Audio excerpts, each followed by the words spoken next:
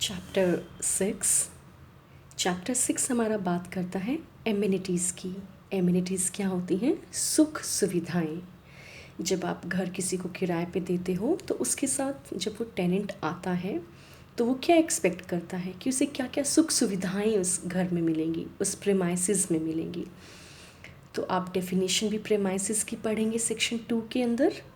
वहाँ पे जो प्रेमाइसिस है उसकी डेफिनेशन भी है, एमिनिटीज़ की भी डेफिनेशन इसमें गिवन है। तो आपको याद रखना है कि जो चैप्टर 6 है जिसमें आपके 3 सेक्शंस आते हैं, 23, 24 और 24A। एमिनिटीज़ आपके चैप्टर 6 में गिवन है। और चैप्टर 6 में कितने सेक्शंस आते हैं? 3 सेक्शंस। कौन कौन से? 23, 24 एंड 24A। तो 23 में क्या है? 23 में है कि जो लैंडलॉर्ड है, जो मकान मालिक है, वो जो एमिनिटीज़ हैं उनको डिसकंटिन्यू नहीं करेगा और इनको विदहोल्ड नहीं करेगा। वो एमिनिटीज़ जो कि टेनेंट एंजॉय कर रहा है। तो बेसिकली ये क्या है? लैंडलॉर्ड के ऊपर एक तरह से रिस्ट्रिक्शन है, पाबंदी है कि तुमने जो घर किराए पे दिया है टेनेंट को, अब जो टेनेंट को एमिनिटीज़ मिली हैं, सुख सुविधाएं मिली हैं, उन्हें आप डिसकंटिन्यू नहीं करोगे। ऐसा लैंडलॉर्ड के ऊपर ड्यूटी इम्पोज की गई है सेक्शन 23 के अंदर। उसके बाद आपके सेक्शन 24 में ड्यूटीज़ गिवन हैं। किसकी ड्यूटीज़ गिवन हैं? टेनेंट की और लैंडलॉर्ड की। इस पूरे एक्ट में हम क्या पढ़ रहे हैं? Tenant, landlord, rent tribunal, appellate rent tribunal, rent authority, ये 4-5 चीज़ें हमने पढ़ी हैं। तो बेसिकली ये जो एक्ट है ये 2 लोगों के बारे में ज़्यादा बात करता है, एक टेनेंट और एक लैंडलॉर्ड। तो जो टेनेंट है और लैंडलॉर्ड हैं उनकी एक दूसरे की ड्यूटीज़ भी कुछ बनती हैं, जो बेसिक ड्यूटीज़ होती हैं। वो ड्यूटीज़ आपकी किस में गिवन है? सेक्शन 24 में। आपको याद रखना है, ठीक है। फिर आपका सेक्शन 24A। 24A क्या बात करता है कि disposal of pending proceedings under section 23 and 24। ठीक है। सपोज़ आपके लैंडलॉर्ड के ऊपर एक ड्यूटी इम्पोज कर रखी है, जैसे आप डिसकंटिन्यू नहीं करेंगे, विदहोल्ड नहीं करेंगे उन एमिनिटीज़ को जो कि एक टेनेंट एंजॉय कर रहा है। लेकिन अगर आप उन्हें डिसकंटिन्यू करते हो तो जो वो प्रोसीडिंग्स हैं उनका डिस्पोजल कहाँ होगा, निपटारा कहाँ होगा? सेक्शन 24A में। अगर अपनी ड्यूटीज़ को फुलफ़िल नहीं करते हैं तो वो भी जो प्रोसीडिंग्स हैं वो पेंडिंग है, उनका डिस्पोजल कहाँ होगा? 23 या 24 का 24A में होगा। ठीक है। तो आपको चैप्टर 6 में जो आपको बातें याद रखनी है कि जो चैप्टर 6 है that deals with the amenities. Amenities मतलब सुख सुविधाएं। और आपके चैप्टर 6 में 3 चीज़ें आती हैं, 3 सेक्शंस आते हैं। 23 क्या कहता है कि जो लैंडलॉर्ड है वो एमिनिटीज़ को डिसकंटिन्यू नहीं करेगा और विदहोल्ड नहीं करेगा। 24 में आता है कि लैंडलॉर्ड और टेनेंट की कुछ ड्यूटीज़ होती हैं जो कि 24 में गिवन है। उसके बाद 24A वो क्या कहता है? डिस्पोजल, निपटारा किसका? पेंडिंग प्रोसीडिंग्स का। कौन सी प्रोसीडिंग्स? जो कि 23 और 24 में पेंडिंग हैं। क्लियर।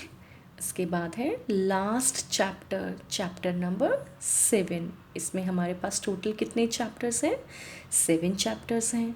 और चैप्टर 7 का क्या नाम है? मिसलेनियस। ठीक है, आपको याद रखना होगा चैप्टर 7 का नाम क्या है? मिसलेनियस। इसमें कितने सेक्शंस हैं? इसमें आपके सेक्शन 25 से लेकर 32 तक हैं। क्लियर। तो हम देखेंगे सबसे पहले कि सेक्शन 25 में क्या है। सेक्शन 25 में आपके इंस्पेक्शन की बात है। किसके इंस्पेक्शन की? प्रीमाइसिस के इंस्पेक्शन की। और ये इंस्पेक्शन कौन करता है? ये लैंडलॉर्ड करता है। अब जिसने अपना घर किराए पे दिया है तो क्या उसको अधिकार नहीं होगा कि वो अपने घर का इंस्पेक्शन करे, देखे, देखभाली के लिए वो जाए? तो उसका जिक्र सेक्शन 25 में गिवन है। ठीक है, वो हम डिटेल में आगे पढ़ेंगे, अभी हम सिर्फ इंडेक्स कर रहे हैं, क्योंकि इंडेक्स से या तो डायरेक्ट चैप्टर का नाम भी पूछ लिया जाता है या फिर सेक्शन बेस्ड जो क्वेश्चंस बनते हैं वो भी यहीं से बनने हैं। तो एक्ट को शुरू करने से पहले, डिटेल में जाने से पहले हमें क्या करना होगा, हमें इंडेक्स की डिटेल स्टडी करनी होगी। ठीक है, इसके बाद सेक्शन 26 में क्या बात करते हैं, मेंबर्स एंड स्टाफ, किसका, ट्राइब्यूनल्स का। जो ट्राइब्यूनल है हमने पढ़े थे, जो रेंट ट्राइब्यूनल है और एपीलेट रेंट ट्राइब्यूनल है, तो जो उसके जो मेंबर्स होंगे या जो स्टाफ होगा उनको हम क्या कहेंगे, पब्लिक सर्वेंट्स कहेंगे। ठीक है, और उन मेंबर्स और स्टाफ को कंट्रोल करने की बात भी सेक्शन 26 में कही गई है। क्लियर। इसके बाद नेक्स्ट जो सेक्शन है वो क्या है, rent authority to be public servant and protection of actions. इसके बाद ये बताया गया कि जो पहले हमने पढ़ा कि जो ट्राइब्यूनल के जो मेंबर और स्टाफ हैं वो भी पब्लिक सर्वेंट होंगे, लेकिन हमने रेंट अथॉरिटी भी तो जोड़ा है, जो हमने कहाँ पढ़ा, 2F में इसकी डेफिनेशन है, और हमने ऊपर पढ़ा कि यहाँ पर प्रोसीजर जो है इसका और पावर है सेक्शन 21A में है। ठीक है, तो जो इसके जो रेंट अथॉरिटी होगा जिसको स्टेट गवर्नमेंट अपॉइंट करती है, कहता वो भी पब्लिक सर्वेंट ही होगा, और जो एक्शंस उसने लिए हैं उनको कौन प्रोटेक्ट करेगा, ये भी उसके बारे में आगे बताया गया है।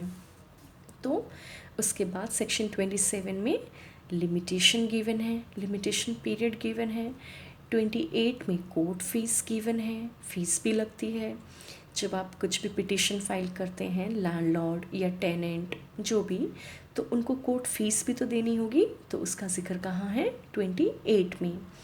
उसके बाद 29 में क्या है कि जो एक्ट है, ये जो एक्ट 2001 है, इसका ओवरराइडिंग इफ़ेक्ट है, ये कहीं कहीं ओवरराइड करेगा।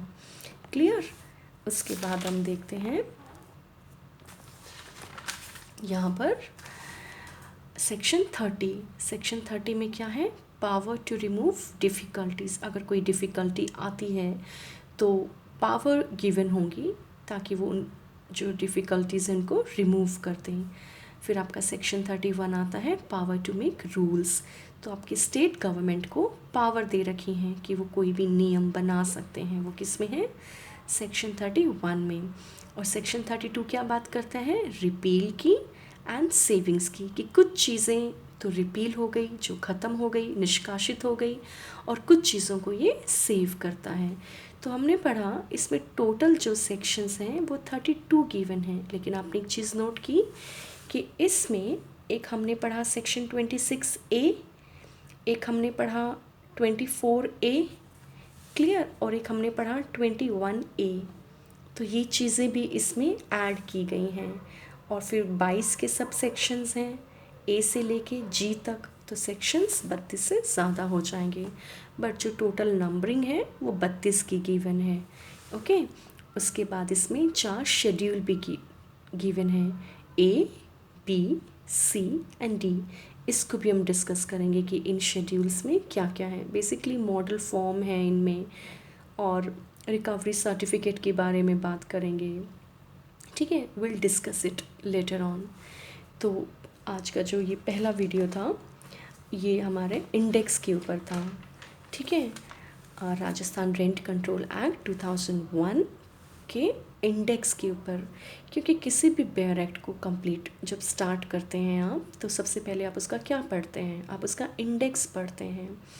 तो प्लीज़ आप ये बात याद रखना कि कुछ भी पढ़ने से पहले आप एक बार 2 बार इंडेक्स से अपने आप को थोड़ा सा फेमिलियर हो जाएं इंडेक्स के साथ, कि इंडेक्स में कितने सेक्शंस हैं, कितने चैप्टर्स हैं, क्योंकि यहाँ से जो क्वेश्चंस हैं वो डायरेक्ट बनते भी हैं। क्लियर। तो मैं एक बार फिर से रिवाइज़ कर लेती हूँ। इनफैक्ट आप भी जब ये वीडियो देख लें तो उसके बाद एक बार आंखें बंद करके और मन ही मन में रिवाइज़ करना, कितने सेक्शंस हैं, कितने चैप्टर्स हैं, कौन सा चैप्टर किससे डील करता है, कंसेंट कब मिली, किसकी मिली, इन्फोर्समेंट में कब आया, कितने शेड्यूल हैं। तो एक ओवरव्यू हो जाएगा और आपकी चीज़ें रिवाइज हो जाएंगी। किसी भी चीज़ को याद करने का बेस्ट तरीका है कि आप उसको रिवाइज करें। जब भी आपको समय मिले तो आप उसकी मेंटल रिवीजन करें, खाली टाइम में भी रिवाइज करें, क्योंकि रिवीजन ही एक बेस्ट मोड है जो आपको चीज़ें जिससे आपको याद हो जाती हैं। तो try to recall each and everything what you have studied. Okay, so हम एक बार से इसका जो इंडेक्स है वो फिर से देख लेते हैं। तो आप प्लीज़ मेरे साथ एक बार इसको रिवाइज़ कीजिए। सबसे पहले हमने देखा कि हमने क्या पढ़ा, the Rajasthan rent control act 2001। इसमें टोटल जो सेक्शंस हैं, जो नंबरिंग है वो 32 है, लेकिन बीच बीच में सेक्शंस कुछ इंसर्ट किए गए हैं, वो हम आगे डिटेल में पढ़ेंगे। इसमें जो टोटल चैप्टर्स हैं वो 7 हैं, इसमें शेड्यूल हैं वो 4 हैं, एक्ट नंबर इसका 1 है 2003 का। ठीक है, एक्ट तो ये 2001 है जिसका टाइटल है, लेकिन इसको जो कंसेंट मिली थी और इन्फोर्समेंट में आया था वो 2 साल के बाद आया था। तो हमें याद रखना होगा कि इसको कंसेंट कब मिली थी और किससे मिली थी।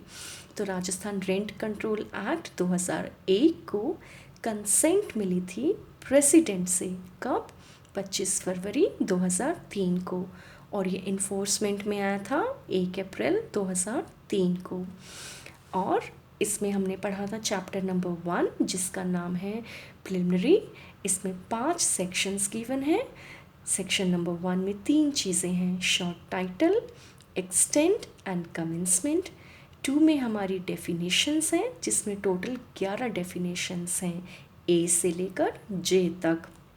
सेक्शन 3 में हमने पढ़ा था कि जो चैप्टर 2 है और चैप्टर 3 है वो कुछ प्रेमाइसिस पे और टेनेंसीज पे नहीं लगेंगे।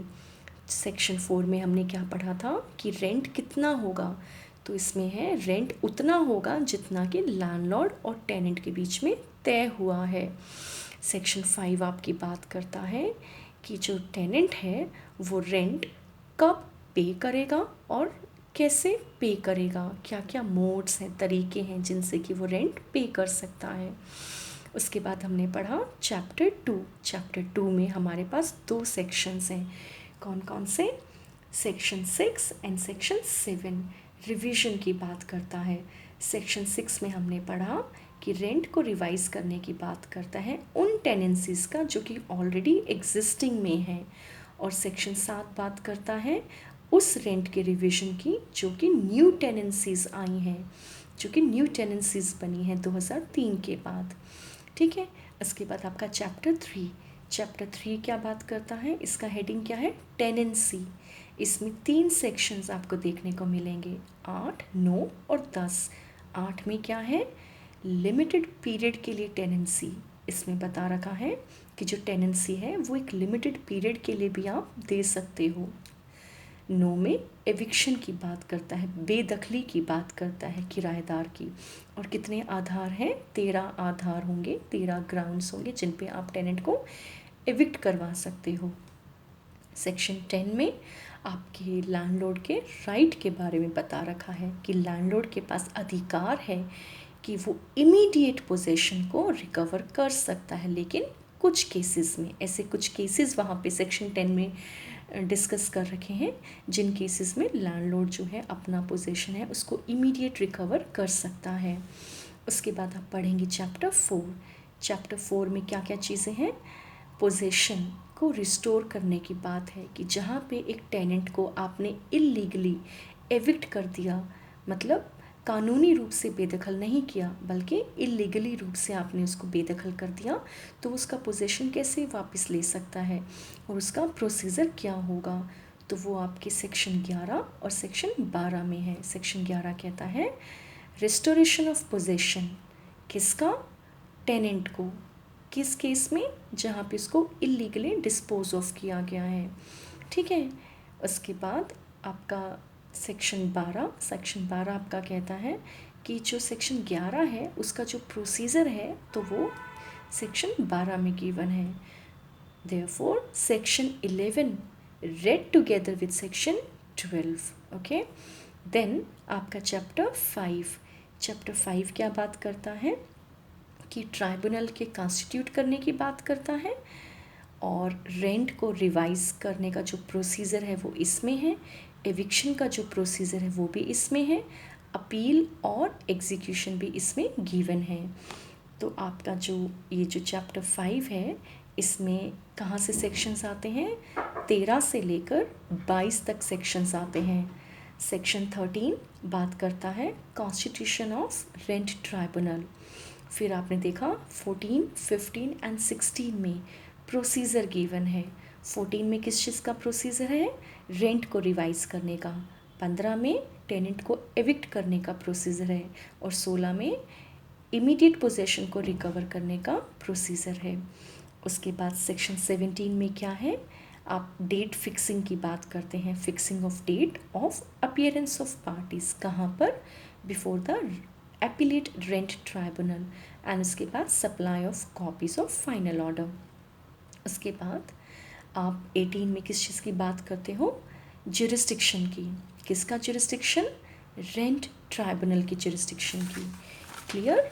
फिर आप सेक्शन 19 में क्या है आपका कि appellate rent tribunal, appeals and limitation thereof, ठीक है। फिर 19A में क्या है? कहते पावर्स, किसकी? ट्राइब्यूनल की पावर। कैसी पावर? जो ऑर्डर कर सकता है किसके बारे में? Payment of rent and arrears thereof. कब? During the pendency of petition और अपील। सेक्शन 20 में क्या है? Execution of orders. अब उसके बाद 21 एंड 21A में क्या है? पावर्स एंड प्रोसीजर गिवन है। किसकी किसकी? 21 में पावर और प्रोसीजर बता रखी है रेंट ट्राइब्यूनल की और एपीलेट रेंट ट्राइब्यूनल की, और 21A में क्या बता रखा है? आपके power and procedure rent authority का। आपके सेक्शन 22 में मॉडल फॉर्म्स। उसके बाद chapter 5A and chapter 5B, ये जो दोनों चैप्टर्स हैं ये ओरिजिनली जब ये एक्ट बना उसमें नहीं थे, बट ये दोनों chapters 5A and 5B insert किए गए, ऐड किए गए। कब ऐड किया गया? By the act number 33 of 2017, और जो इन फोर्स में आया 18 अक्टूबर 2017 को। क्लियर? चैप्टर 5A में हम देखेंगे कि 3 सेक्शंस हैं, और इसकी जो हेडिंग है वो तीनों सेक्शन से कवर करता है, जैसे appointment of rent authority, tenancy agreement and period of tenancy. तो 22A में क्या है? रेंट अथॉरिटी के अपॉइंटमेंट की, उसके बाद टेनेंसी एग्रीमेंट, और उसके बाद पीरियड ऑफ टेनेंसी। उसके बाद हम देखेंगे चैप्टर 5B। चैप्टर 5B में हम 4 सेक्शंस पढ़ेंगे, 22D, 22E, F and G। तो इसकी हेडिंग क्या है? Revision of rent in certain circumstances. आपको याद होगा हमने रिवीजन ऑफ रेंट पीछे भी पढ़ा है। कहाँ पढ़ा है हमने? चैप्टर 2 में रिवीजन ऑफ रेंट, सेक्शन 6 और सेक्शन 7 में। लेकिन अब दूसरी बार रिवीजन की बात कहाँ आ रही है रेंट की? आपके चैप्टर 5B में। क्लियर? तो रिवीजन ऑफ रेंट कब? सर्टेन सर्कमस्टांसेस में। दूसरा सिक्योरिटी डिपॉजिट। तीसरा depositing of rent in certain circumstances and etcetera. तो चैप्टर 22 हमारा क्या बात करता है? रेंट को रिवाइज करने की। कब? कुछ सर्कमस्टांसेस में। ठीक है। 22E क्या कहता है आपका? Rent authority to fix revised rent in circumstances specified in 22D, की जो सेक्शन 22D में कुछ ऐसे सर्कमस्टांसेस बता रखे हैं, स्पेसिफाई कर रखे हैं, तो उनको जो आपका रेंट अथॉरिटी है वो फिक्स करेगा। क्लियर? 22F में क्या है? सिक्योरिटी डिपॉजिट करवाना, और D में डिपॉजिटिंग ऑफ रेंट, किसके पास? आपके रेंट अथॉरिटी के पास। हमने क्या पढ़ा था सेक्शन 5 में कि payment and remittance of rent by tenant. वैसे तो टेनेंट जो है किराया किसको देगा? मकान मालिक को देगा, लेकिन ऐसे कुछ सर्कमस्टांसेस होंगे जिसमें आप जो टेनेंट है वो अपना जो रेंट है जो उसको लैंडलॉर्ड को देना है वो डिपॉजिट करवा सकता है। कहाँ पर? रेंट अथॉरिटी को। लेकिन हर केस में नहीं, ऐसे कुछ सर्कमस्टांसेस होंगे, कुछ ऐसी परिस्थितियाँ होंगी जिनमें आपका जो टेनेंट है वो अपना रेंट डिपॉजिट करवाता है रेंट अथॉरिटी के पास। तो वो किस में है? जी में है। उसके बाद हमने पढ़ा था चैप्टर 6। चैप्टर 6 आपकी किस चीज़ के बारे में बात करता है? एमिनिटीज़ के बारे में बात करता है। इसमें 3 सेक्शंस हैं, 23, 24 और 24A। 23 में क्या है? 23 में है कि लैंडलॉर्ड जो है वो उन एमिनिटीज़ को, जो सुख सुविधाएं जो कि टेनेंट ले रहा है, उसको आप डिसकंटिन्यू नहीं करोगे, विद होल्ड नहीं करोगे, मतलब उसे परेशान नहीं करोगे, आप उसको अपनी सुख सुविधाएं लेने दो। ठीक है। उसके बाद 24 में हमने ड्यूटीज़ का पढ़ेंगे कि किसकी ड्यूटीज़? आपके टेनेंट और लैंडलॉर्ड की। उनकी आपस में कुछ म्यूचुअल ड्यूटीज़ होती हैं एक दूसरे के टूवर्ड। जैसे टेनेंट जो है टाइमली अपना रेंट पे करता है और लैंडलॉर्ड जो है उसको बिना वजह परेशान नहीं करता है। तो जो ड्यूटीज़ हैं वो किस में है? 24 में। उसके बाद 24A में क्या है?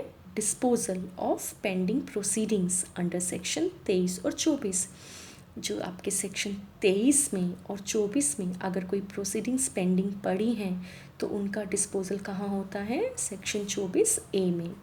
उसके बाद हम पढ़ेंगे लास्ट चैप्टर मिसलेनियस। वो आपका कौन सा है? Chapter 7 last. इसमें हम सेक्शंस कहाँ से कहाँ तक पढ़ेंगे? 25 से लेकर 32 तक। जिसमें आपके 25 में क्या है? इंस्पेक्शन किसका? प्रीमाइसेस का। कौन करता है? लैंडलॉर्ड करता है। उसके बाद बता रखा है 26 में कि जो ट्राइब्यूनल होगा, जैसे आपका रेंट ट्राइब्यूनल है, एपिलेट रेंट ट्राइब्यूनल है, जो इनके मेंबर्स होंगे और जो इनका स्टाफ होगा वो कौन होंगे? पब्लिक सर्वेंट होंगे। ठीक है। और उनको कैसे कंट्रोल करेंगे, मतलब कौन उनको ऊपर सुपरवाइज़ करेगा, वो इसमें 26 में दे रखा है। हम पब्लिक सर्वेंट कहाँ पढ़ते हैं? सेक्शन 21 आईपीसी में पढ़ेंगे हम। उसके बाद सेक्शन 26A वो ये कहता है कि जो रेंट अथॉरिटी है, जो रेंट अथॉरिटी है वो भी पब्लिक सर्वेंट होगा, और जो उसने एक्शंस लिए हैं, जो कार्य उसने किए हैं, उनका आप कैसे प्रोटेक्ट करेंगे? अगर उसने कोई गुड फेथ में और इस एक्ट के अनुसार जो उसने एक्शंस लिए हैं तो उनको आप प्रोटेक्ट करेंगे, provided he has done the same in good faith.